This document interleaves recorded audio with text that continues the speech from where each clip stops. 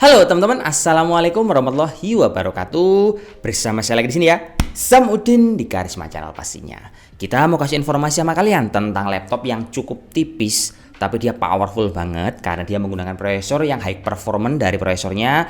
Terus VGA-nya menggunakan RTX series teman-teman ya. Mungkin kalau saya bisa bilang laptop tipis dengan powerful prosesor sama VGA-nya akan jadi tren baru di tahun depan, di tahun 2022. Karena kita udah banyak nemuin produknya ya. Salah satunya ada Acer Swift X, ada ROG Flow X13.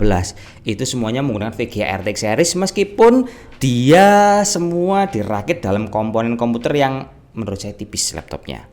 Laptop ini bukan termasuk laptop gaming karena untuk TGB VGA-nya dia kecil di angka 35 watt. Nanti kalau kalian mungkin punya produk ini bisa dicek di GPU Z itu kelihatan berapa ukuran untuk TGB VGA-nya.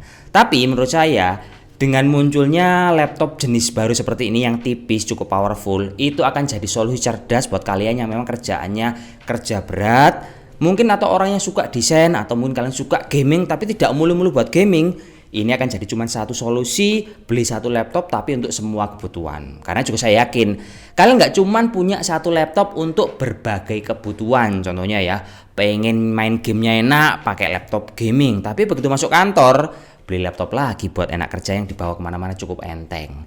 Nah untuk laptop yang kita review ini, dia seri lengkapnya adalah Lenovo IdeaPad 5 Pro 16 ACH6 yang dibanderol di angka Rp17.499.000. Terus laptop ini juga memiliki dua varian warna. Yang kita review ini warnanya cloud grey, yang satunya warnanya storm grey. Yang artinya sama-sama grey, cuma satunya agak gelap. Gampangnya gitu teman-teman ya. Yang bikin istimewa adalah laptop ini memiliki jeroan yang cukup mumpuni, mau dari prosesor ataupun seri VGA-nya. Kalian bisa simak seperti ini. Laptop ini menggunakan prosesor AMD Ryzen 7 yang 5800H yang memiliki 8 core dan 16 thread. Terus untuk kecepatan dasarnya di angka 3,2 GB, maksimum speednya di angka 4,4 GB. Dijamin ngebut kalau pakai ini laptop. Terus laptop ini juga dikasih hardware yang cukup mumpuni yaitu VGA dari Nvidia GeForce yang RTX 3054 GB. Ini yang istimewa. Terus kalau VGA-nya ini kita tes pakai software GPU Z, itu dia kelihatan untuk TGB-nya di angka 35 watt. Dan memorinya laptop ini cukup gede ya, memang meskipun kekurangannya di sini. Memorinya nggak bisa di-upgrade karena dia udah tersolder. Tapi jangan salah, laptop ini memorinya udah 16 GB yang DDR4 dengan frekuensi 3200.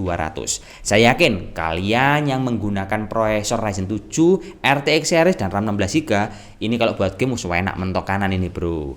Terus laptop ini juga dikasih penyimpanan yang cukup gede ya, dengan ukuran 512 GB.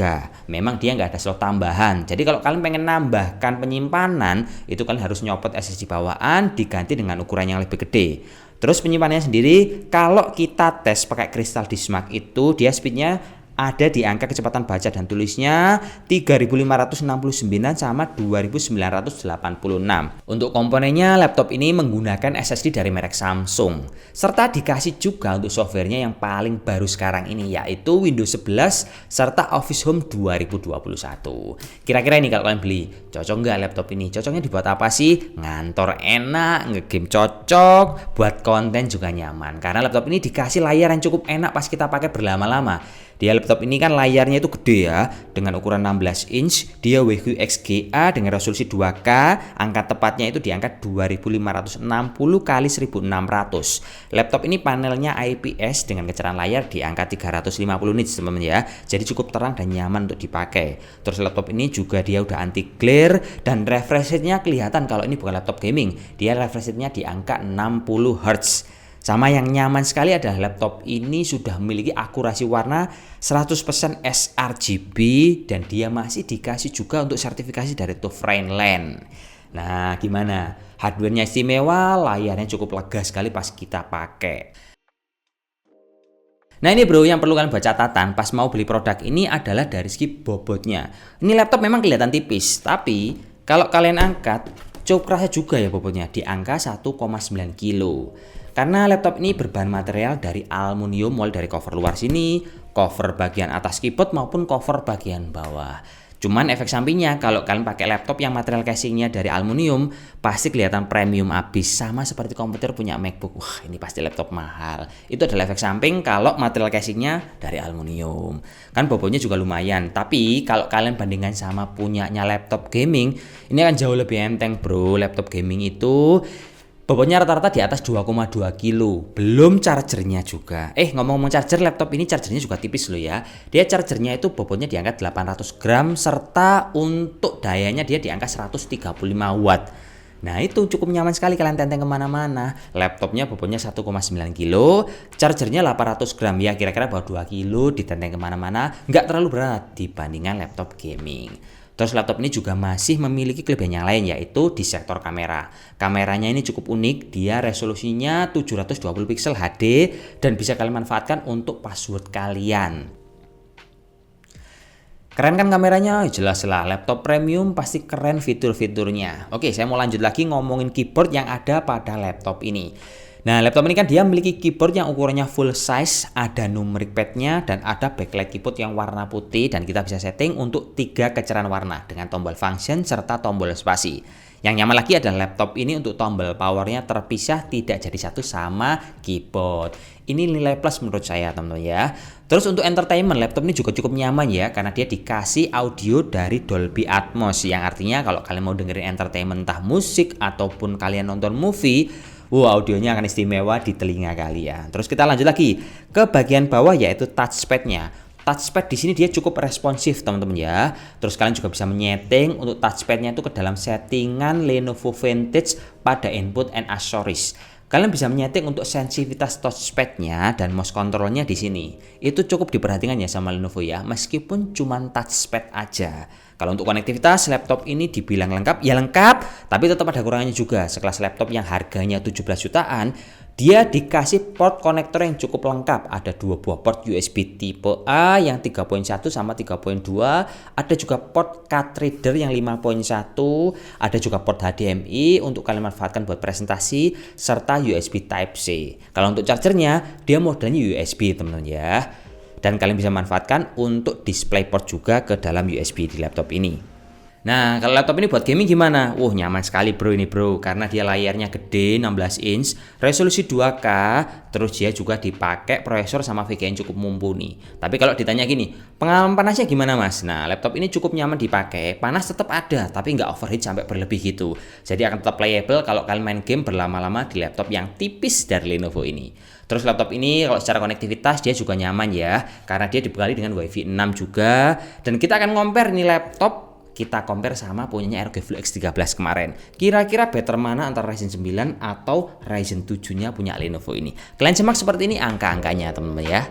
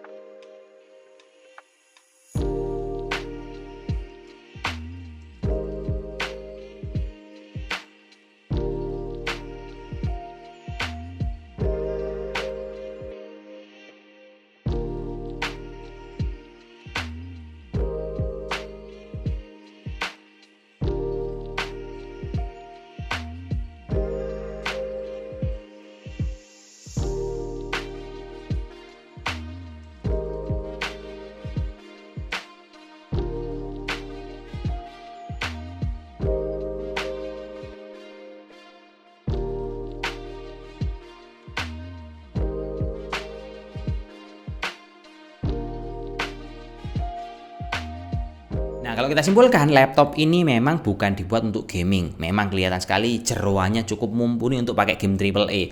Tapi kalau kalian lihat dari spek layarnya, ini laptop kan dia refresh rate-nya di angka di angka 60 Hz maksud saya.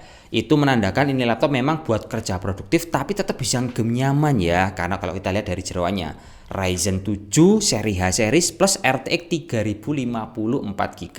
Itu akan cukup nyaman sekali untuk kebutuhan apapun juga.